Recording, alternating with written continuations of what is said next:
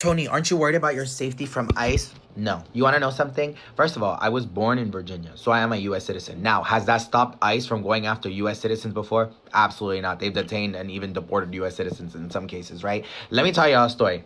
So when I went to go visit my mom was in, now I can tell you what detention center she was in. I didn't want to say before. She was in Karnes County Immigration Processing Center. That's in Karnes County, Texas, right outside of San Antonio, right? Tell me why I think it was the second time I went to go visit her. Basically, like, they were like, give us 1 second. And they kind of went back in the room and then they were like, okay, yeah, you guys can see your mom, right? And then my mom calls me later that night and she's like, oh, hold on, I gotta pick my nose. She calls me and she's like, Antonio, guess what the ICE agent told me? And I was like, what? Because it wasn't, there's the way that the immigration center or the detention center works is that they have people from GEO, which look up what GEO is, versus like actual deportation officers. So she said that someone that was her deportation officer or like an actual ICE agent, because they only came once a week, he said like, oh, you're that TikToker's mom, right? And she was like, how do you know my son's a TikToker? And she was like, girl, this whole building knows your son's a TikToker. His little video went viral. Little video, bitch.